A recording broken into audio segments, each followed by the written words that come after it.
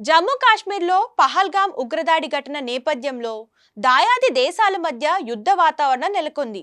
ముష్కర్ల దుశ్చర్య వెనుక పాకిస్తాన్ హస్తముందని భావిస్తున్న భారత్ ఈ విషయంపై సీరియస్ అయింది. ఇదిలా ఉండగా ఉగ్రవాదంపై పాకిస్తాన్ మంత్రి ఖ్వాజా ఆసిఫ్ కీలక వ్యాఖ్యలు చేశారు.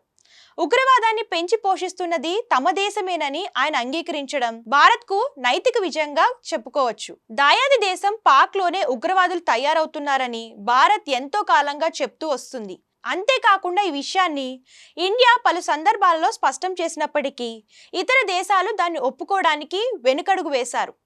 అమెరికాలో వరల్డ్ ట్రేడ్ సెంటర్ పై దాడి జరిగేంత వరకు ఉగ్రవాదుల గురించి అగ్రరాజ్యం సైతం పట్టించుకోలేదు.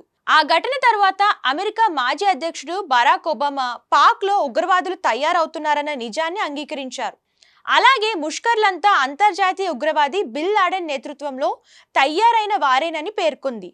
అంతేకాదు, ఆఫ్ఘనిస్తాన్లో ఉగ్రవాదాన్ని అంతం చేయడానికి అమెరికా అందించిన సాయాన్ని పాక్లో లష్కర్ జైష్ వంటి ఉగ్రవాద సంస్థలకు ఉపయోగించినట్లు ముషారఫ్ ఓ సంస్థలో వెల్లడించగా ఇప్పుడు ఆ నిజాన్ని పాక్ మంత్రి మరోసారి బయటపెట్టారు. గతంలో చిన్న మొక్కగా ఉన్న లష్కరే తోయిబా ఉగ్రవాద సంస్థ ఇప్పుడు మహావృక్షంగా మారింది. సుమారు 16 ఏళ్ల కిందట ముంబైలో దాడులకు పాల్పడింది ఈ సంస్థకు చెందిన సభ్యులే కాగా ఇప్పుడు జమ్మూ కాశ్మీర్లోని పహల్గామ్లో పర్యాటకులను కాల్చి చంపింది కూడా ఆ సంస్థకు చెందిన సభ్యులే.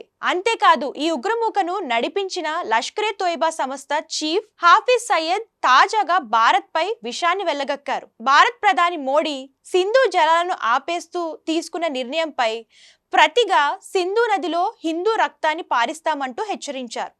అలాగే పాక్ కు సింధు జలాలను ఆపేయడం యుద్ధానికి సై అనడమేనంటూ అక్కడ ప్రధాని షెహబాజ్ షరీఫ్ అన్నారు. అయితే తాజాగా ఆయన కేబినెట్ కు చెందిన మంత్రి ఆసిఫ్ భారత్ పై గొంతును కాస్త తగ్గించారు. ఇండియా తీసుకునే చర్యను బట్టి తమ ప్రతిచర్య ఉంటుందని చెప్పారు. మొత్తంగా భారత్ ప్రభుత్వం హెచ్చరికతో పాక్ లో వణుకు మొదలైందని చెప్పుకోవచ్చు.